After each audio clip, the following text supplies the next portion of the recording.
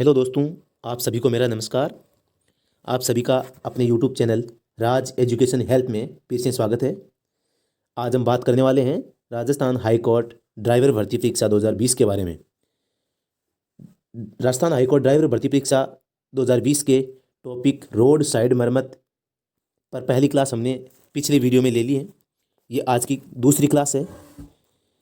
तो अगर जिसने भी हमारी पहली क्लास नहीं देखी है वो प्लेलिस्ट में जाकर अपना पहला वीडियो ज़रूर देखें ताकि आपकी तैयारी कंटिन्यू रहे। और अगर आपने अभी तक इस चैनल को सब्सक्राइब, शेयर और लाइक नहीं किया है तो सब्सक्राइब जरूर कर लें और घंटी वाले बटन को दबाकर नोटिफिकेशन ज़रूर ऑन कर लें ताकि आगे आने वाली वीडियो की जानकारी आपको तत्काल मिल सके और आपको ज़्यादा से ज़्यादा उसका फ़ायदा मिल सके। चलो बात करते हैं आज के पहले प्रश्न की। दोस्तों, मैंने काफ़ी मेहनत करके आपके लिए बहुत ही महत्वपूर्ण प्रश्नों को संलग्न किया है और मेरी ये पूरी कोशिश रहेगी कि परीक्षा से पहले पहले मैं आपका पूरा सिलेबस कवर करवा दूं और जितने भी क्वेश्चन हैं जो पिछले एग्जाम्स में आए हैं या जितने भी जो बुक्स हैं उनमें से जो महत्वपूर्ण प्रश्न है सभी प्रश्नों को शामिल न करते हुए मैं केवल उन्हीं प्रश्नों को आपके सामने रखूँगा जो आपकी परीक्षा की दृष्टि से महत्वपूर्ण है और थोड़े हार्ड है। एकदम जो आसान क्वेश्चन है जो आप सभी को आ रहे हैं उन प्रश्नों का मैं संलग्न नहीं कर रहा हूँ। हमारे पास समय बहुत कम है। चलो स्टार्ट करते हैं आज की क्लास। आज का पहला प्रश्न, प्राथमिक चिकित्सा में एबीसी क्या है? प्राथमिक चिकित्सा में एबीसी क्या है? एबीसी का फुल फॉर्म क्या है? तो ऑप्शन नंबर 1 है army branch calculate, number 2 aviation breathing cumin, number 3 away breathing calculation, number 4 airway breathing circulation. तो इसका सही उत्तर होगा नंबर 4 एयरवे ब्रीथिंग सर्कुलेशन। तो दोस्तों ये तो इसकी फुल फॉर्म हो गई, उत्तर भी आ गया, लेकिन हमें इसका हिंदी अर्थ भी जानना जरूरी है। सबसे पहला अर्थ है, मीनिंग है एयरवे। एयरवे का मतलब होता है खुली हवा के लिए जगह या हवा का खुला स्थान। नंबर 2 मीनिंग है ब्रीथिंग। ब्रीथिंग का मतलब होता है श्वास लेने में आसानी। और नंबर 3 सर्कुलेशन।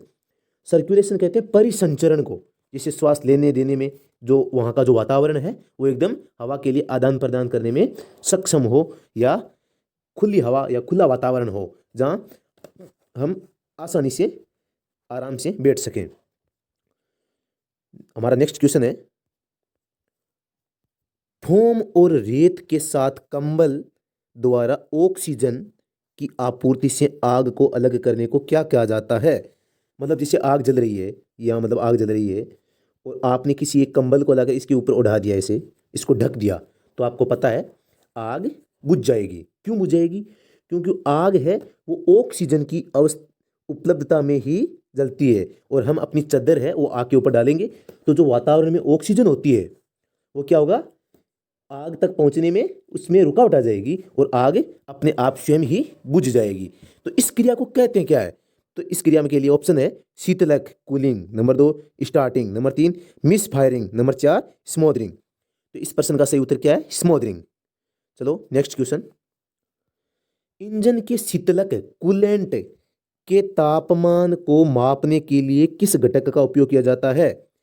तो नंबर 1 थर्मिस्टर, नंबर 2 प्रतिरोधक, नंबर 3 ट्रांजिस्टर, नंबर 4 डायोड। तो इस प्रश्न का सही उत्तर है थर्मिस्टर। अब हम बात करते हैं कूलेंट। कूलेंट क्या होता है? तो दोस्तों मैं आपको बता दूं कि कूलेंट जैसे जो पुरानी गाड़ियां हैं उनमें इंजन गर्म हो जाता है तो उनको ठंडा करने के लिए पानी का यूज किया जाता है। तो लेकिन आजकल जो गाड़ियां हैं उनमें पानी की जगह क्या यूज किया जाता है?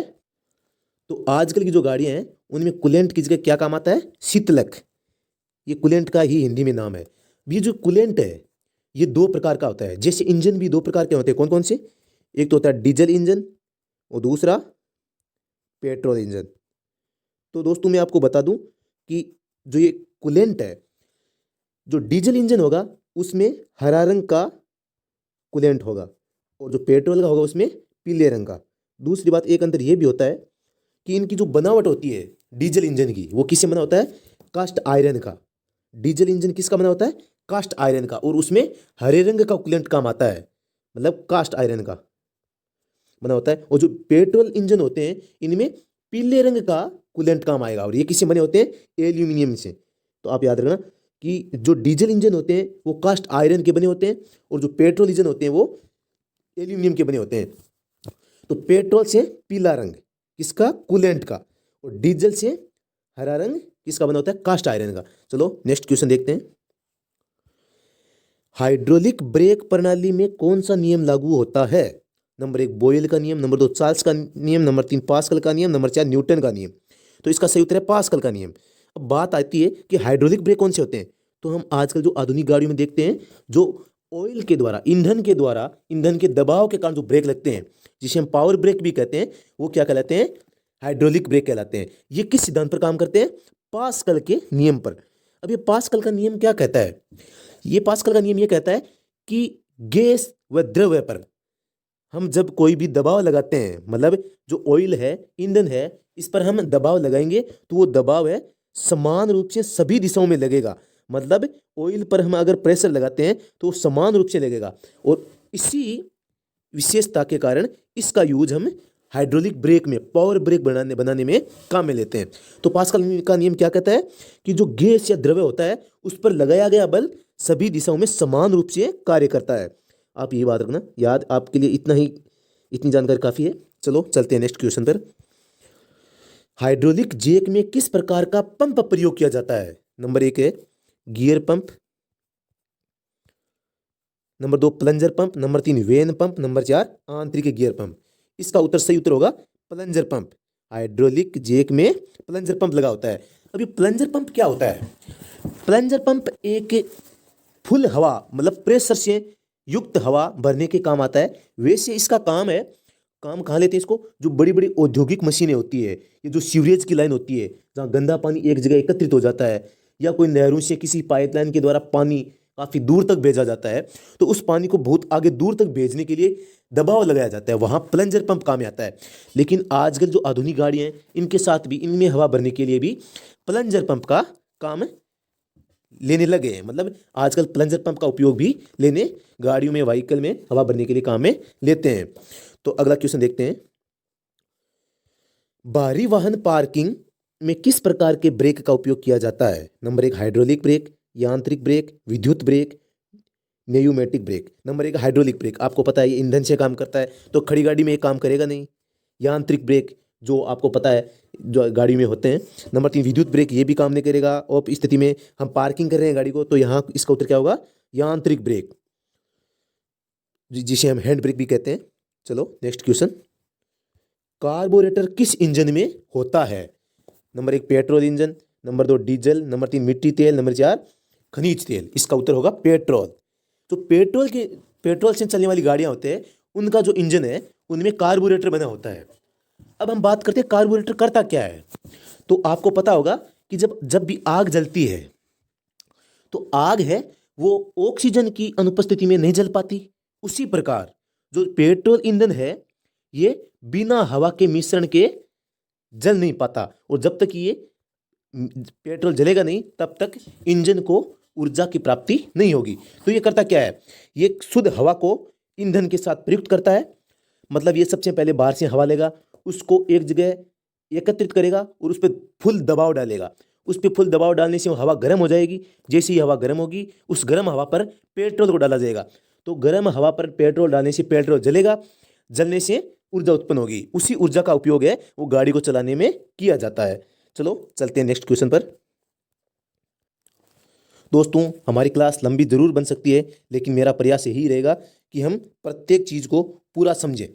बिना समझे अगर मैं ऐसे प्रश्न बोलता रहूँगा और इसके उत्तर बताता रहूँगा, तो आपको कुछ भी समझ में नहीं आएगा। और मेरा पूरा ये प्रयास है कि आपको प्रत्येक प्रश्न की जो लैंग्वेज है वो भी समझ में आए। चलो नेक्स्ट क्वेश्चन। तो आप ध्यान से पढ़ें और ये ना सोचें कि टाइम ज़्यादा लग रहा है। अगला प्रश्न है, इंजन का कौन सा भाग स्टार्टर मोटर पिनियन से संलग्न है? Number 1 time gear, number 2 pump gear, number 3 fly wheel ring gear, number 4 केम शाफ्ट गियर। तो इसका उत्तर होगा फ्लाई व्हील रिंग गियर। चलो नेक्स्ट क्वेश्चन। इंजन शुरू नहीं होने का यांत्रिक कारण क्या हो सकता है? अगर इंजन स्टार्ट नहीं हो रहा है तो उसका क्या कारण हो सकता है? रेडिएटर केप अवरुद्ध, ईंधन टैंक केप वेंट छेद अवरुद्ध, तेल फिल्टर अवरुद्ध, ऑयल पंप गियर खराब हो गया। तो इंजन अगर शुरू नहीं हो रहा इसका मतलब होगा कि इंजन तक ईंधन की पहुंच नहीं हो रही है। तो इसमें उत्तर होगा नंबर 2, ईंधन टैंक केप वेंट छेद। जो ये केप है, ये जो गाड़ी के ईंधन के लिए जो टंकी होती है उसके बाहर लगी हुई होती है, और इस केप में वेंट छेद होता है। मतलब ईंधन के आवागमन के लिए छोटा सा छेद होता है, बड़ा छेद नहीं होता, सबसे बिल्कुल छोटा सा छेद होता है। और ये छेद अगर अवरुद्ध हो जाता है तो इंजन स्टार्टिंग में प्रॉब्लम आ सकती है। चलो देखते हैं अगला प्रश्न। डीजल इंजन में उच्च ईंधन खपत का क्या कारण हो सकता है? जो डीजल इंजन में अगर वो ज़्यादा तेल खपत करता है तो उसका कारण क्या हो सकता है? तेल का उच्च स्तर, मतलब तेल ज़्यादा है तो कोई मतलब नहीं, गलत है ये। पिस्टन रिंग खराब हो जाना, यही इसका उत्तर है। पिस्टन अगर खराब हो गई है, पिस्टन की रिंगें, तो आपको पता है पिस्टन ही इन डीजल में ईंधन को जलाने में मुख्य भूमिका निभाते हैं। तो अगर ये पिस्टन ही खराब हो गए, क्योंकि इन्हीं पिस्टन के ऊपर डीजल गिरता है और ये गति करते हैं और ऊर्जा उत्पन्न करते हैं, तो इसका उत्तर क्या होगा? पिस्टन रिंग खराब होना। चलो आगे वाला प्रश्न। इंजन की कम बिजली उत्पादन के लिए क्या जांच की जानी है? इंजन की कम बिजली उत्पादन के लिए तो क्या करना है? नंबर 1 है पानी का स्तर देखना है, क्लॉग्ड तेज फिल्टर देखना है, बैटरी की स्थिति देखनी है, भरा हुआ हवा क्लीनर देखना है। तो इसका सही उत्तर क्या होगा? भरा हुआ हवा क्लीनर देखना है। अब देखो इसमें हवा क्लीनर क्या होता है इसके बारे में हम बात करते हैं। तो ये हवा क्लीनर है, ये क्या काम करता है, क्यों लगा होता है? हवा क्लीनर द्वारा हवा स्वच्छ करने का काम किया जाता है। और ये जो स्वच्छ हवा होती है इसको एक जगह एकत्रित करके उस पर पूरा का पूरा दबाव डाला जाता है, मतलब इसको संपीड़ित किया जाता है। और जैसे ये संपीड़ित होती है, इस पर दबाव डलता है तो ये गर्म हो जाती है। और जैसे ये हवा गर्म होती है तो इस गर्म हवा पर जो ईंधन है उसको डाला जाता है, और गर्म हवा पर ईंधन डालने से वो जलने लगता है और इंजन को क्या मिलने लगती है? एनर्जी। लेकिन जो आधुनिक गाड़ियां हैं, इन आधुनिक गाड़ियों में ये हवा क्लीनर नहीं होता, यह वायु क्लीनर नहीं होता। इनकी जगह आजकल क्या आने लगा है? Spark plug. स्पार्क का मतलब होता है जलना या चिंगारी उत्पन्न करना। तो ये क्या काम करता है? स्पार्क प्लग है वो एक चिंगारी उत्पन्न करता है, और उसी चिंगारी की वजह से जो ईंधन है वो आग पकड़ लेता है और जलकर ऊर्जा उत्पन्न करता है। चलो बात करते हैं आगे वाले प्रश्न की। इंजन शुरू करने में विफल होने का कारण। नंबर 1 दोषपूर्ण तेल पंप, दोषपूर्ण थर्मोस्टेट, दोषपूर्ण पानी पंप, दोषपूर्ण मोटर स्टार्टर। तो इसका उत्तर क्या होगा? 4 नंबर दोषपूर्ण स्टार्टर मोटर। अगला क्वेश्चन। क्लच का कार्यकारी सिद्धांत क्या है? तो नंबर 1 स्लाइडिंग, सेंट्रीफ्यूगल, घर्षण, स्क्रू नट व नट। तो जो क्लच है इसका कार्यकारी सिद्धांत क्या होता है? घर्षण। आपको पता है जैसे हम क्लच को प्रेस करते हैं तो छोटा सा थोड़ा सा घर्षण होता है, मतलब इसमें जो प्लेटें लगी होती है उनका एक दूसरे पर घर्षण होता है। और जो क्लच है क्या करती है? ये जो इंजन है उसकी एनर्जी को रोकने और वापस जोड़ने का काम करती है। चलो अगला प्रश्न। डॉग क्लच का क्या लाभ है? नंबर 1 स्लिप की कोई संभावना नहीं है, अधिक घर्षण क्षेत्र, कार्य के लिए कम से कम शक्ति लगाना, रखरखाव एवं रिपेयरिंग होना। तो डॉग क्लच का जो लाभ है वो क्या है? स्लिप होने की कोई संभावना नहीं होती। देखो हम बात करते हैं डॉग क्लच की। ये देखो डॉग क्लच का चित्र है, आपको इस चित्र को देखकर मालूम पड़ गया होगा कि इसकी जो बनावट है वो इसी प्रकार की है कि इसमें घर्षण नहीं होगा। ये जैसे प्रेस करेंगे ये थोड़ी सी घूमेगी और वापस अपना स्थान ग्रहण कर लेगी, और फिर से दबाएंगे तो वापस घूमेगी और स्थान ग्रहण कर लेगी। इसमें वापस स्लिप होने की कोई संभावना नहीं है। तो चलो आगे वाला प्रश्न देखते हैं। आगे वाला प्रश्न है एबीएस का क्या कार्य है? एबीएस पॉजिटिव ब्रेकिंग प्रदान करना, फ्रिक्शनल शक्ति को बढ़ाना, वाहन को फिसलने से रोकना, ब्रेक फेल करना। इसका उत्तर है वाहन को फिसलने से रोकना। अब ये देखो बात करते हैं एबीएस क्या है। एबीएस का पूरा नाम क्या है? Anti lock braking system. Anti lock braking system. ये देखो काम कैसे करता है। एबीएस जो वाहन का पहिया होता है उसमें एक वाल्व, इस सिस्टम में एक वाल्व लगा होता है तथा एक स्पीड सेंसर लगा होता है। तो जैसे ही हम कोई गाड़ी है और अचानक कोई सामने आया तो हमने गाड़ी के अचानक ब्रेक लगाए, और ब्रेक लगाने से आपको पता है वो ब्रेक है वो पूरे टायर को पकड़ लेंगे। तो यहाँ क्या होता है? गाड़ी गिरने की संभावना रहती है, क्योंकि गाड़ी का पहिया अगर एक का एक उसको पकड़ लिया जाए तो गाड़ी का कंट्रोल नहीं रहेगा। तो इस स्थिति में एक सिस्टम लगा होता है एबीएस सिस्टम, जिसे एंटी लॉक ब्रेकिंग सिस्टम भी तो एंटी लॉक ब्रेकिंग सिस्टम कहते हैं। और ये क्या करता है? वाहन के पहिए को लॉक नहीं होने देता, तथा गाड़ी भी इसकी वजह से क्या होता है? कम दूरी पे भी रुक सकती है और गाड़ी की गिरने की संभावना भी नहीं रहती। क्योंकि अगर हमने एकदम ब्रेक लगाए तो गाड़ी का पहिया अगर एक बार में ही पकड़ लिया जाए तो हम पूरी संभावना है कि गाड़ी का संतुलन बिगड़ेगा। तो इसलिए ये एबीएस सिस्टम लगा होता है जो गाड़ी के पहिए को एक जगह पकड़ने से रोकता है। आगे वाला प्रश्न, कितने प्रकार के आधारभूत यातायात नियम होते हैं? आधारभूत का मतलब मुख्य रूप से कितने होते हैं? तो जो यातायात के चिन्ह है वो 3 प्रकार के होते हैं। नंबर 1 कौन से होते हैं? चेतावनी चिन्ह, नंबर 2 सूचनात्मक चिन्ह और नंबर 3 आदेशात्मक चिन्ह। इसकी बात आगे करेंगे हम। तो इसका उत्तर क्या होगा? नंबर 2, मतलब यातायात चिन्ह कितने प्रकार के होते हैं? 3 प्रकार के। आगे वाला क्वेश्चन है, आदेशात्मक सड़क चिन्ह होते हैं। आदेशात्मक सड़क चिन्ह की मतलब, इसका मतलब ये है कि जो आदेशात्मक चिन्ह होते हैं वो किस आकृति में बने होते हैं? नंबर 1 त्रिभुज, नंबर 2 आयत, नंबर 3 षटभुज, नंबर 4 वृत्त में। तो आदेशात्मक जो चिन्ह होते हैं वो किस में होते हैं? त्रिभुज में होते हैं, वो चेतावनी चिन्ह होते हैं। आयत तथा वर्ग ये चिन्ह होते हैं, ये सूचनात्मक चिन्ह होते हैं। और आदेशात्मक चिन्ह होते हैं वो किस में होते हैं? वृत्त में। तो इसका उत्तर क्या होगा? वृत्त। आदेशात्मक चिन्ह किस में होते हैं? वृत्त में। अब बात करते हैं हम अगले क्वेश्चन की। हाँ, एक ये भी बता दूं कि जो ये षटभुज है इसका मतलब क्या होता है? षटभुज नाम में कोई आकृति नहीं है, चलो बाद में चर्चा करते हैं। आगे वाला प्रश्न, सड़क के बीच में खींची लगातार पीली लाइन का क्या प्रदर्शित करती है? मतलब जो सड़क पर लगातार पीली लाइन है, तो आपको एक बात ध्यान रखनी है, चाहे लाइन पीली हो या सफेद, अगर वो लाइन लगातार है तो इसका मतलब ये है कि आप इस लाइन को क्रॉस नहीं कर सकते।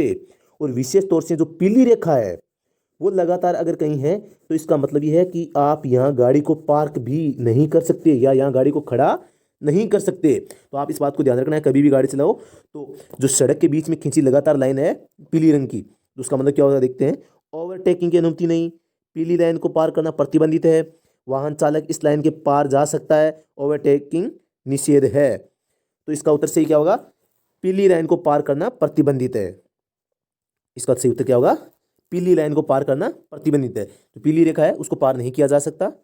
अगला क्वेश्चन, वाहन मार्ग पर एक लगातार अकेली पीली या सफेद रेखा क्या सूचित करती है? पार करना निषेध, रोकना निषेध, पार करना और रोकना निषेध, पार करना परंतु रोकना निषेध। तो मैंने इसका उत्तर आप अब पिछले प्रश्न में भी बता दिया था कि जहां लगातार लाइन हो तो आपको पहली बात तो ये कि आपको इस लाइन को क्रॉस नहीं करना है, तथा दूसरी बात ये कि आपको यहाँ गाड़ी को खड़ा भी नहीं करना है। खड़ा करना एक तरह से पार करना हो गया, तो इसका उत्तर क्या होगा? पार करना निषेध है। पार्क करना निषेध है। वो जो वाहन मार्ग पर एक लगातार अकेली पीली या सफेद रेखा होगी तो वह क्या क्या सूचना देता है कि आपको यहाँ गाड़ी को पार्क करना नहीं है। आगे वाला प्रश्न है, यातायात के संकेत किसके द्वारा प्रकाशित किए जाते हैं? नंबर 1 राज्य सरकार द्वारा, नंबर 2 भारतीय रोड कांग्रेस द्वारा, राष्ट्रीय राजमार्ग प्राधिकरण द्वारा, उपरोक्त में से कोई नहीं। तो जो यातायात के संकेत है कौन प्रकाशित करता है? भारतीय रोड कांग्रेस। ये क्या है? एक प्रकार की संस्था। और ये कैसी संस्था है? इनमें कौन लोग काम करते हैं? जो राष्ट्रीय राजमार्ग होते हैं, एनएच या जो भी सड़कें होती हैं, इनसे संबंधित जो इंजीनियर है वो इन संस्थाओं में काम करते हैं और ये गाइडलाइन प्रदान करते हैं गवर्नमेंट को कि आपको सड़क किस प्रकार की बनानी है, उस पर ट्रैफिक कितना हो सकता है, जो पुल बनेगा उसकी क्या मानक रहेंगे, कितना मजबूत बनाना है, कितना हाइट पे बनाना है, कितनी लेन वाली सड़क बनानी है, या इसके दूसरे जो भी रूल्स हैं वो क्या क्या होने चाहिए ताकि लोगों को चलने में आसानी हो तथा दुर्घटना की संभावना भी कम से कम हो। अगला क्वेश्चन है, सूचनापरक संकेत होते हैं। अभी मैंने आपको पहले बताया था कि जो त्रिभुज में होते हैं वो चिन्ह क्या होते हैं? चेतावनी के। और जो वर्ग में होते हैं वो चिन्ह होते हैं सूचना के। और जो वृत्त में होते हैं वो क्या होते हैं? आदेशात्मक चिन्ह।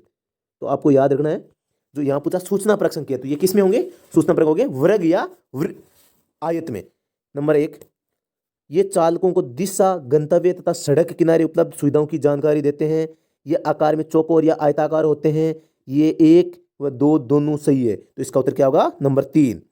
चलो आगे वाला प्रश्न देखते हैं।